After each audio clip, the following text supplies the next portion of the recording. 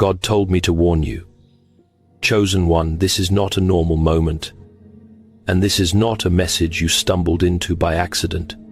You are going to need to sit down, breathe, and listen with your spirit wide open. Because what heaven is about to announce over your life is big. This is not small favor. This is not a minor adjustment. This is not a little burst of encouragement to help you survive one more night.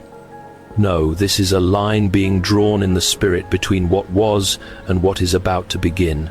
The Lord is saying that the season you have been living in cannot continue the way it has been. The delay, the pressure, the confusion, the hidden tears, the warfare that made no sense, the doors that would not open, the prayers that seemed to hang in silence. None of it was random, and none of it was wasted. You thought you were enduring a long ending. But heaven says you were standing inside a divine transition. You thought you were being ignored. But God says you were being marked. You thought you were buried under the weight of waiting. But in the courts of heaven you were being set apart, sealed, and prepared as someone carrying more than an ordinary assignment. You are not just another person trying to make it through life. You are not just someone hoping things get better. You are a chosen vessel. You have been called, separated, and reserved for holy purpose. And that is exactly why the battle around your life has been so intense. The enemy does not fight empty people this hard. Hell does not spend this much energy on someone with no destiny attached to their obedience. What has come against you came against you because something on your life is costly, dangerous to darkness, and impossible to replace. Hear this clearly. God is not merely about to comfort you, He is about to move you. He is about to interrupt patterns that have lasted too long. He is about to confront cycles that tried to define you. He is about to step into places that looked dead, delayed, and sealed shut, and announce that His timing, not your pain, will have the final word. Chosen one, the Lord says, the old labels are breaking. The old season is losing its hold. The old language of fear, disqualification, and disappointment cannot narrate where you are going. You have cried enough under what was. You have bent low enough under what was. You have questioned enough under what was. And now, heaven is releasing a warning and a promise. At the same time, do not keep thinking like the version of you that only knew survival. Because you are approaching a shift that will require agreement, readiness, and bold faith. There are moments when God whispers, and then there are moments when He speaks with thunder because the hour is too serious for half attention. C.S. Lewis once described pain as God's megaphone to wake a deaf world. And chosen one. That is why this season became so loud, because heaven refused to let you sleep through the moment before your turning point. The pressure was not proof of abandonment. It was proof that something had to break. Something had to wake up. Something had to come alive in you before the next door opened. This is why you have felt such holy unrest. This is why ordinary reassurance no longer works. This is why your spirit has been sensing that something is shifting, even when your circumstances have not caught up yet. God is telling you now, what is coming is bigger than what you asked for when you were only praying from pain. He is not preparing a small patch for your exhausted heart. He is preparing movement. He is preparing separation. He is preparing divine acceleration. He is preparing to distinguish your before from your after in a way that even you will not be able to deny. And because this word is not casual, your response cannot be casual either. If this is bearing witness in your spirit, if something inside you is trembling because you know heaven is speaking directly to you, then comment right now, "I am chosen, and I will not miss my hour." Declare it like someone coming into agreement with the voice of God over their life. Like this message, subscribe to this channel, and share it with someone else who needs this warning before their season shifts. Because what comes next will show you why the silence was never empty, it was sacred. You need to hear this with absolute clarity. Heaven did not lose sight of you in the wilderness. The God who formed you has watched every silent battle, every exhausted prayer. Every night you held yourself together in private while appearing strong in public. Not one tear disappeared into the ground unnoticed. Not one sigh dissolved into the dark without being heard. What felt invisible on earth was fully seen in heaven. The Lord says that the place you called abandonment was often the very place where He kept you closest. You mistook silence for distance. But it was not distance. It was depth. It was the kind of holy hiddenness where God does His most serious work, away from applause, away from noise, away from the opinions of people who could never understand what He placed on your life. There were days when you watched others move forward while you remained in what felt like the same painful chapter. Others celebrated, announced, arrived, married, built, advanced, and smiled in the light, while you stood in the shadows wondering whether your name had been forgotten. You did your best to bless them. You tried to keep your heart clean. You smiled when it hurt. You said the right things. But underneath that faithfulness, there was a question you barely dared to say aloud. Lord, did you pass me by? And heaven answers that question now with force no. He did not pass you by. He kept His hand on you when you could not feel it. He preserved you when you thought you were only barely surviving. He hid you because what is marked by God cannot always be exposed too early. Look at Hagar in the wilderness. She was cast out, emptied, and left in a place that looked like rejection. From every human angle, it seemed finished. It seemed harsh. It seemed like the story had narrowed into despair. But it was there, in that dry and desolate place, that the God who sees revealed Himself to her. He did not arrive too late. He arrived at the exact moment her strength ran out, and He opened her eyes to what had already been provided nearby. That is the word over your life. Right now, what you thought was the proof that everything was over may become the very place where God reveals what He had already prepared. The wilderness was not sent to erase you. It exposed your need, stripped away false security, and positioned you for an encounter you would never have had if life had remained comfortable. That is why this season hurt so deeply. The Lord was not dealing with the surface. He was touching the roots. He was confronting the places where you had tied your identity to outcomes, people, timing, and visible progress. He was teaching you to live under His gaze instead of human recognition. He was showing you that being hidden is not the same as being discarded. Being delayed is not the same as being denied. Being broken before Him is not the same as being abandoned by Him.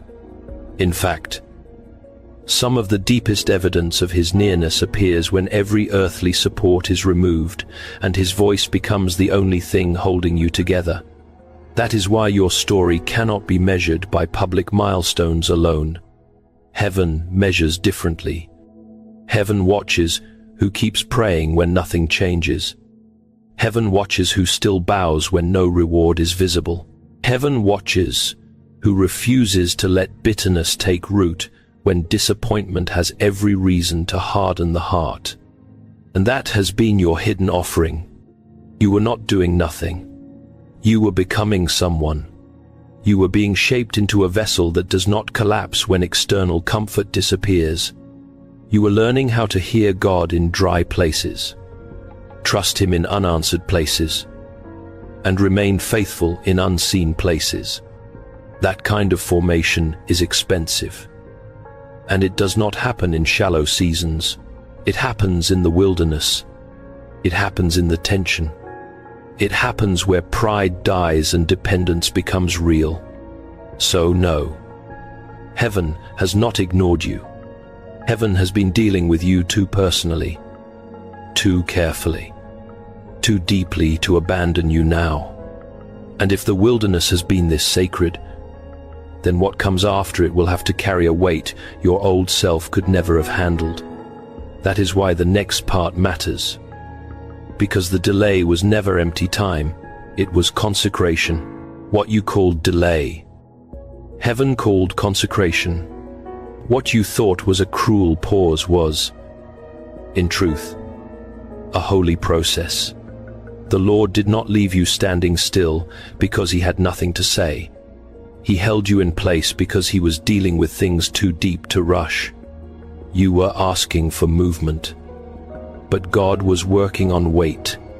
You were asking for the door, but He was working on the person who would be able to walk through it without falling apart on the other side. This is why the season cut so deeply. It was not casual discomfort. It was not random frustration. It was surgery. It was the hand of God going beneath the surface, touching motives, fears, attachments, and hidden wounds that could not be allowed to rule your next season. Joseph is the pattern here. He was given a dream from God, but the dream did not carry him straight into fulfillment. First came the pit, then came betrayal, then came slavery, then came false accusation, then came prison. From the outside, everything in Joseph's life looked like contradiction. The promise said one thing, but the process said another. The word from God said elevation, but his reality said confinement. And yet none of those dark places meant the dream had failed. They meant heaven was taking the dream seriously. God would not place Joseph in a seat of authority while pride, immaturity, pain, and human impulse were still left unchecked. The prison was not proof of rejection, it was proof of preparation. In the same way, what felt like a chain around your life was often the mercy of God refusing to release you too early. There were doors you begged for that would have damaged you. There were people you pleaded to keep who would have slowed your obedience and weakened your discernment. There were timelines you thought were perfect that would have bound you to a version of yourself too fragile to carry what is coming now. That is why the Lord let certain things fall through your hands. Not because He was cruel, because He was precise, because He loved your future enough to deny your impatience, because He saw what you could not see. The waiting was not wasted time. It was where your inner life was being brought into alignment with the magnitude of your calling. Some desires had to be purified. Some illusions had to die. Some forms of dependence had to be broken. God was not just delaying an event, He was transforming a vessel. And that kind of work is holy, slow, and severe. C.S. Lewis wrote of the collapse of old settled happiness. And that is exactly what this season has felt like for many, the loss of familiar comfort before the birth of something truer. So if everything felt stripped down, it is because heaven was clearing the ground. God does not build enduring things on unstable foundations. And now that the hidden work has gone this deep, you need to understand what that means. When God finally says move, He will not move in fragments. He will move with force. If this part is speaking directly to your spirit, don't just listen quietly, respond in faith. Comment right now. My delay was consecration. Declare it with boldness. Let heaven see your agreement. And if you know someone who is losing strength in a long process, share this message with them, because they need to hear that God has not been punishing them, He has been preparing them. Like this video, subscribe to the channel, and stay with me, because the next part may be the confirmation you have been waiting for. When God decides the hidden season has done its work, He does not always announce the next move gently. Sometimes He moves with a speed that startles the very person who prayed for change. That is the kind of hour this is. You are not approaching a soft adjustment. You are approaching a suddenly, and a divine suddenly is not a dramatic phrase meant to excite you for a moment. It is the collision point between heaven's timing and your obedience. It is the moment when years of restraint, silence, and inward preparation begin to break open into visible motion. Joshua stood at the Jordan with a people who had heard promises for years, yet the river did not part while they stood back analyzing it. The waters moved when the feet of the priests stepped in. That is how God often works. He waits until obedience becomes visible. He waits until faith takes form. He waits until you stop demanding proof before movement and choose instead to move because He has spoken. This is why the next season will require a different version of you. Not the one who keeps negotiating with fear. Not the one who delays every step until all uncertainty is gone. Not the one who says yes in prayer but no in action. The suddenly of God does not arrive to entertain you. It arrives to test whether your spirit is willing to move at the speed of His instruction. That is why heaven has been doing so much internal work in you. If acceleration came too early, you would have mistaken it for pressure and run from the very answer you once begged for. But now the Lord is preparing you to recognize His movement when it comes. Even if it does not look how you imagined, a suddenly may arrive as one unexpected call, one conversation, one opening, one divine connection, one instruction that appears simple but changes the direction of everything. It may happen in a week that what could not move for years begins to shift all at once. That is not an exaggeration. That is how God restores time. He can compress what seemed endlessly delayed into a moment of divine release. But hear this with seriousness when the door opens. You cannot stand there paralyzed by the memory of old disappointments. When the river parts, you cannot keep talking like it never will. When God says now, you cannot answer Him with the language of your former season. This is why the wilderness had to teach you obedience under pressure. This is why the silence had to teach you discernment. This is why the delay had to expose every place in you that still bowed to fear. Because when the suddenly begins, heaven will not slow down to match your hesitation. God is not preparing to tease you with possibility. He is preparing to confront everything that said your life would stay stuck. And nowhere will that become more serious than in the relationships attached to your destiny. What God is preparing in this area is not shallow romance, not temporary relief, and not an emotional distraction to make the waiting easier. This is about covenant. It is about alignment. It is about who will stand beside you when the weight of your calling becomes visible. That is why this part of your life has felt so painful. You watched others find love, build homes, post their joy, and step into the kind of companionship you once believed would have happened for you by now. And if you are honest, part of the ache was not just loneliness, it was confusion. You wondered why something that seemed so natural, so simple for others, became such a battlefield in your own story. But the Lord is confronting that pain with truth. The delay was not proof that you were unwanted. It was proof that heaven refused to hand you over to what could not carry the assignment on your life.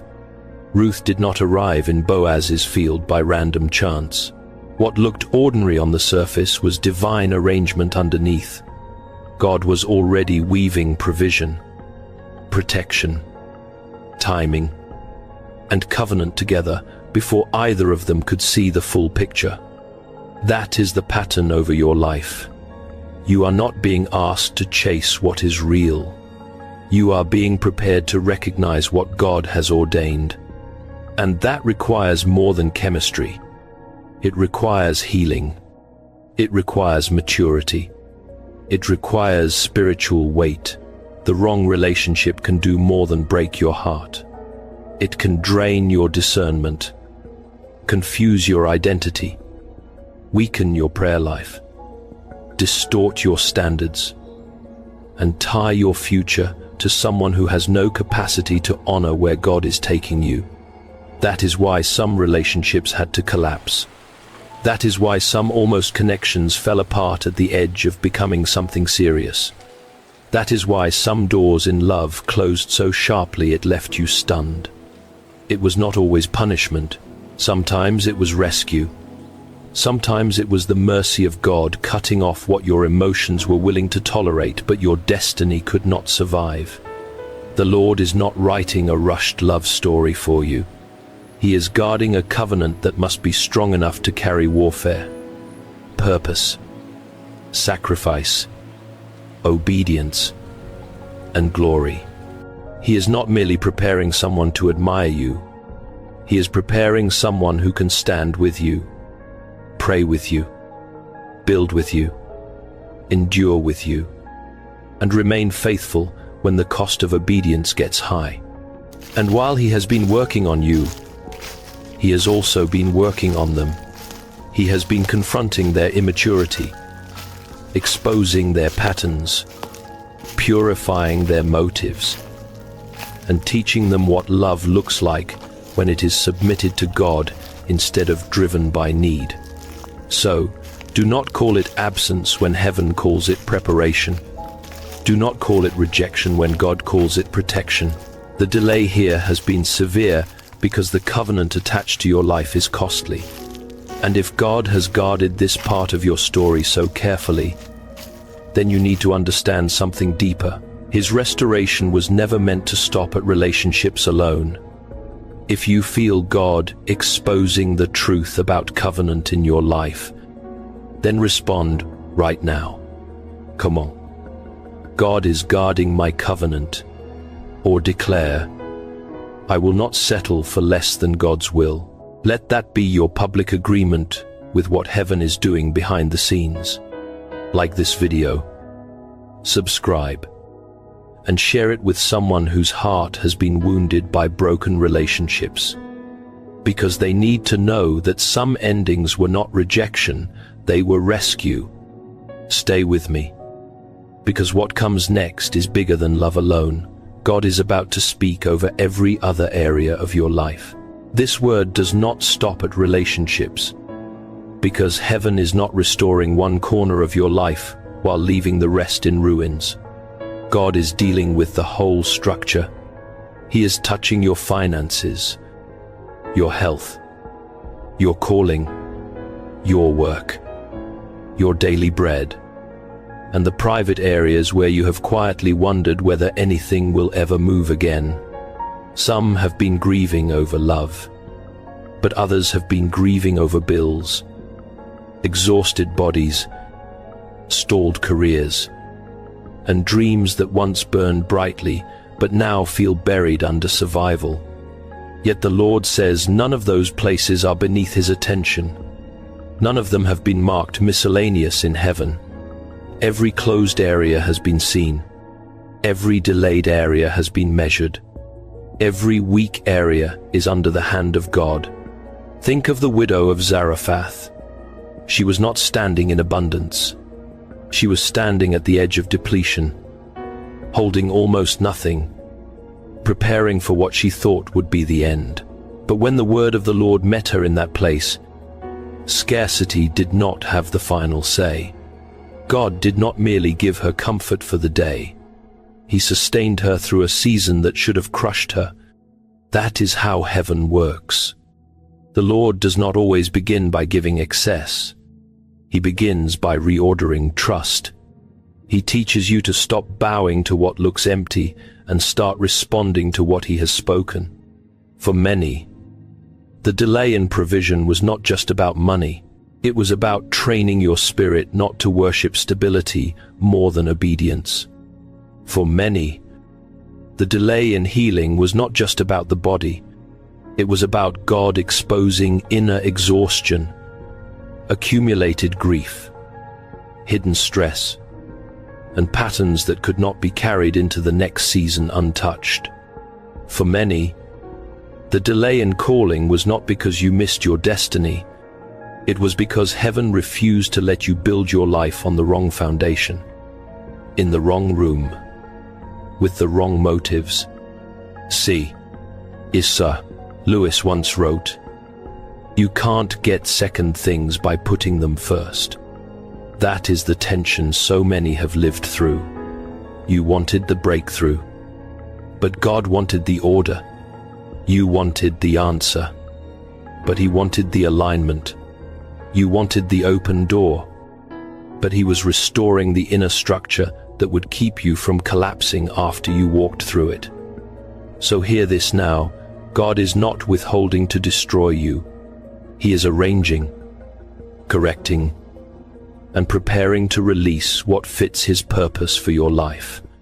And if so many areas have felt under pressure at once, then you must understand why the attack has felt so targeted. The intensity of what has come against you was never random, and it was never small. There is a reason the pressure felt targeted. The fatigue felt unusual. The discouragement felt heavy. And the battles seemed to rise all at once from different directions. It is because the enemy does not react most violently to what is empty. Darkness responds when something is being built. Look at Nehemiah. The moment he began rebuilding the wall, opposition intensified. The resistance did not prove he was outside the will of God. It proved he was threatening something the enemy wanted to keep in ruins. That is the pattern over your life. The warfare increased because restoration was rising. The attacks sharpened because structure was being rebuilt. The voices grew louder because the wall was going up again. Some of what you have faced was not merely emotional strain.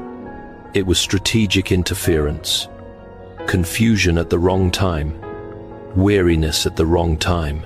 Offense at the wrong time. Temptation at the wrong time. Delays. Misunderstandings. Mental fog. Strange heaviness. And the urge to withdraw right when heaven was calling you to stay alert. That is how the enemy works. He looks for the vulnerable moment before breakthrough and tries to make you step back. Go numb. Lose language. Lose focus. And interpret pressure as failure. But pressure is not always failure. Sometimes pressure means you are standing at the edge of construction that hell can already see. That is why you cannot read this season through natural eyes alone. If you do, you will mistake resistance for defeat. You will call warfare abandonment. You will think the increase in pressure means God is absent, when in reality, the increase may mean you are closer than ever to movement. Nehemiah did not stop building because the threats got louder. He built with greater vigilance. One hand worked. One hand stayed ready. That is the posture being formed in you now. God is not only bringing you through this battle, He is teaching your hands how to war and your spirit how to remain steady under assault. He is building discernment where naivete once lived. He is building endurance where you once broke quickly. He is building authority in the very place the enemy tried to produce collapse. So no, this battle is not proof that your life is cursed. It is proof that something on your life matters. Something in your future carries consequence. Something in your obedience threatens darkness more than you realize. And if you stand in this hour without surrendering your peace, your purity, your courage, or your yes to God, you will not leave this season empty-handed. You will leave carrying weight, sight, and spiritual authority you did not have before. That is why the pressure intensified, not because God stepped back, but because the wall is rising, and when the wall rises, the signs of breakthrough are never far behind. Some signs appear when breakthrough is drawing near. And one of the most important things you can learn in this hour is how to recognize them without misreading them. Many people expect the approach of blessing to feel peaceful, clear, and immediately rewarding.